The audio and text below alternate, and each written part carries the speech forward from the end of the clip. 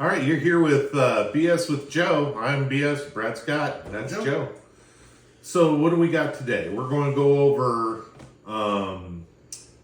how women are shifting more liberal and how young men are shifting more conservative with the younger age groups. And we're going to talk a little bit more about some other stuff too. But this is it the whole Roe v. Wade thing?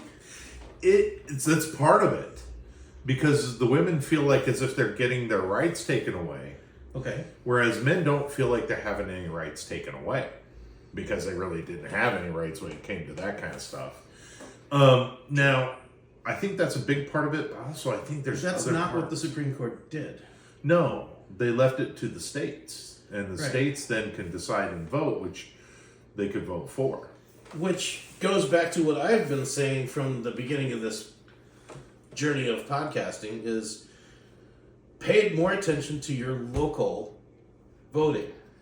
Yes. Vote down ballot, because really the people that are making the biggest changes in your life are your county commissioners, your House, your Senate, the Secretary of Education, your state, your community. State, your community are making those decisions. Yes. Now, I don't see how a lot of women are expecting Kamala Harris to change all that because it really can't happen to the Supreme Court. Well, she can if she packs the Supreme Court. Is there any opening available right now? There isn't, but what I mean by packing is adding justices to it, so that way that changes the voting decisions. But there's a set number of judges based on the Constitution. There is, but there's been a debate in media and other systems of packing the Supreme Court. And it's actually happened once before. Okay. Then they took the justices out because they realized it wasn't correct. Okay, so we're not learning from our mistakes, is what you're saying. No. But it's kind of interesting how these demographics are changing. Now, you're right with Roe versus Wade, but I honestly think it's something that's going to be affecting as this goes on. Okay. So you're seeing a dating shift that's kind of weird because men aren't really going to bars. Men aren't really seeking out women as much, and I think that's pissing the women off. Well, I've seen a bunch of YouTube videos about this. Mm-hmm. And I think a lot of it has to do with the expectations. Yes. And, I mean, even when I was younger and I was going on, dates and stuff in my 20s, it wasn't uncommon for a girl on a first date to sit down and order filet mignon and lobster tail just to make you pay for it. Right. And now men are like, I can't afford that. I can barely afford my own apartment. Right. So I know women aren't going to be interested in me because I can't provide the security of a foundation to start a relationship in. Mm-hmm. And so they're just opting out. And I think that's really hurting the women's psyche because they're like, why am I not getting the attention? Why am I not being sought after by men? Well, at the same time, a lot of women were under the assumption that dating a man means that they get their bills paid. That's true, and that isn't happening anymore. No, men don't want to do that. Men don't want to do that, and at the same time, that's why we talk about trying to, and that's even what Trump's going after. I think that's what's shifting a lot of the men towards conservatism, is make America great again, which he's referring to going back to when a family can live off of one income, have a house and a car. It doesn't matter who the income's providing. It's just that one income can afford these things. That way you can have a parent raising the kids. Absolutely. And not only that, but it takes a lot of pressure off of the family unit. Right. When you have two family members trying to make ends meet and now you got a child that's suffering from it, it creates a lot more tension in the home environment. I mean, our education system in the United States is okay. It's not great. It's not as good as it once was. Right. But what I'm getting at is they're not there to raise your kids. No. And I whenever it was talked about that it takes a village to raise a child, that's what's happening right now. Yeah. And the ones... We're going back to that. Yeah. And the problem with that is are are we putting our kids into the wolf's den? Which is this machine churning out cogs. I want my child to be diverse. And when the U.S.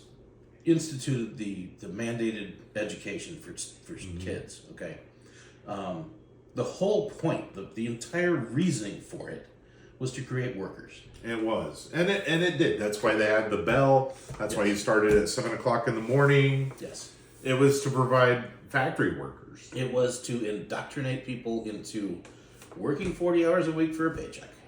Right, but it also was to produce the best. So that's why they went after math and science. Yes, that's what helped us put us to the moon. If you believe we went to the moon, and that goes back to my whole thing with using logic. If you believe brown cows make chocolate milk, you believe the earth is flat. I am not going to discuss the moon landing with you. All right, so let's keep going. Is there any more on that topic you wanted to talk about in this segment? We might circle back to it, but I wanted to ask you, you're a gun owner. Yes. Explain constitutional carry to me and how it affects or how it's implemented in Florida. So, constitutional carry is the state getting out of your way of carrying a firearm. Okay. In several states, you can open carry, which means you can carry it on your side like the Wild West, and it's on display. Then there's concealed carry, where it's like tucked into the belt or into the waistband, and it's hidden, so that way people don't see it. A lot of states require a license for that. Yes, and some states it's kind of finicky on, like New Mexico, where I was a resident at one time. The constitutional carry there allowed you to open carry, but not concealed carry. Right. It's the opposite. I think it's the same way. I think that's the same way in Illinois. Maybe in Illinois, yeah. But it's the opposite in Florida. So in Florida, you have constitutional carry to conceal carry, but not to open carry. That's weird. It is weird. I understand it, and there may be a lot of disagreement. Which please leave a comment if you disagree. Is it because they think walking down the street with an M16 is going to freak people out? Yeah, it probably will. And we are a tourism, heavy tourism-based industry in our state. Well, yeah, but people have to understand, walking into Universal Studios or any Disney park with a firearm on you, they're not going to let you in. Yeah, it's private property. Yeah. And that goes back to the constitutional carry thing. So if you are carrying, if a business owner has a display saying we don't allow firearms, you shouldn't be carrying a firearm in there, because if they find out, they'll trespass you. Right. They'll ask you to leave property. Pretty sure you're not allowed to in churches either, right? Yes and no, but here's the thing. It depends on the church. Some church will actually encourage patrons to carry, because there was church shootings in places like Texas. That's true. And other places where there was actually patrons that were carrying, stop the shooter. Okay. And that goes back to the whole thing. The only, in my belief, the only person that could stop a bad guy with a gun is a good guy with a gun. That's law enforcement. That's concealed carry owners. That's any individual. A good guy is always going to stop a bad guy with a gun. There was just I don't remember the name of the senator, but there was a YouTube video, and I'm sure you could probably find it if you search for it. But they were having a discussion, and this particular senator was calling out a female senator who was basically arguing that you don't even have the right to defend yourself with a firearm. She's wrong. She's wrong in so many different ways. She doesn't even understand what our country is about. Do you know the video I'm talking about? I do not, but I gotta state this. It's just my little hobby horse that I'm going to be riding to death. Okay. Our Bill of Rights, it's rights that have been granted to us by our Creator. Okay. We can talk of whatever we want to talk about. As long as you're not threatening anybody, it's not against the law. Now, a threat is a threat. Right. And it could be taken to different levels. That's why it could get you into legal trouble. You have your Fifth Amendment right of due process and also to shut up. Right. So you can't be compelled to give testimony. Now, there's other things I could talk about with that. But yet the police have been known to use you using your Fifth Amendment to shut up as evidence of a crime. Yes. So now They're using that as evidence of guilt. He didn't want to talk to us, so he must be guilty.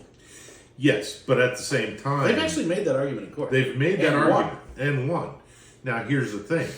Whenever an officer is interviewing you, before he gives you your Miranda rights, you should be giving information. Now, just be really careful. And I don't condone talking to the police at all. Whenever, if you're considered a suspect, Bare minimum. the bare minimum. Yeah. Now, they will interview you. You will be compelled to give information. Do not give information forthright without them giving you your Miranda rights. Now, if they ask you, they could ask you things like, You can request an attorney at any time. you can request an attorney at any time.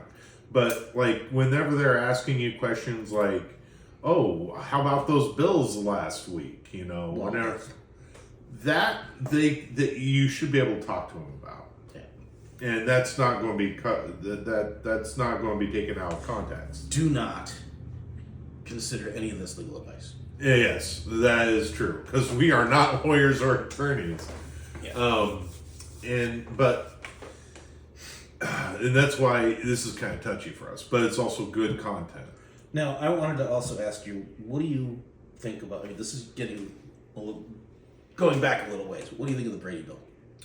The Brady Bill, I was against it. Okay.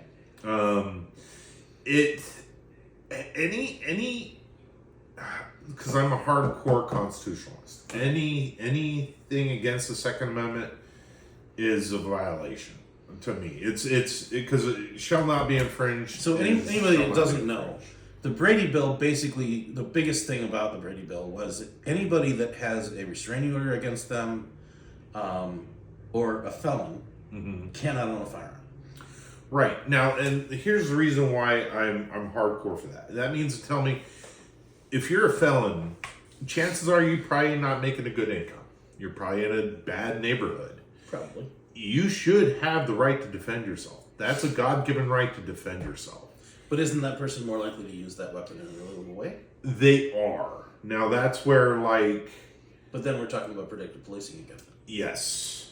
And that's the thing.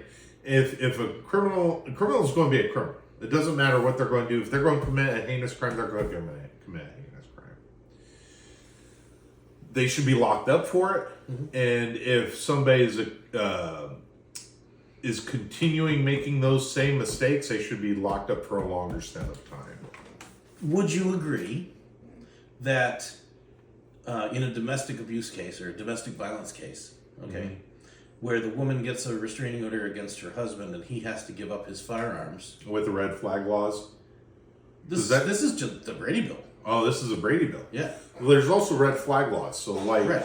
That's different. That is different. But with the restraining order, here's the thing. Some attorneys, if you go to get a divorce, the attorney is get a restraining order, say this, say that, because it's only going to make your divorce case even stronger. Every restraining order, that person is no longer allowed to own a firearm. Yes. As long as that restraining order is in effect. Yes. So if you're a gun owner, and you have a restraining order against you, and they know that you're a gun owner because you registered your guns, they can literally show up to your house and collect your guns. Right, but that also violates, I think it's your Third Amendment right. It doesn't stop them from doing it. No, it doesn't. And that's where I don't like it, because. But at the same time, let's say that happens. Do you think that in some cases that might have saved a woman's life? Yes, but here's another thing. Why can't a woman be armed and defend herself? The rights are not gender. What's the one equalizer? At the same time, why can't a man be the victim of domestic abuse? There you go.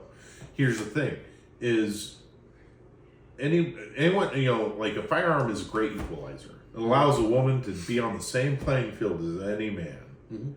That's why I'm a really supporter in women having firearms and defending themselves.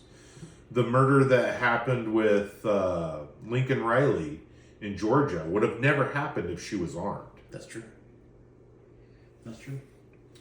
That's blowing up into quite a big case. Yes, it is.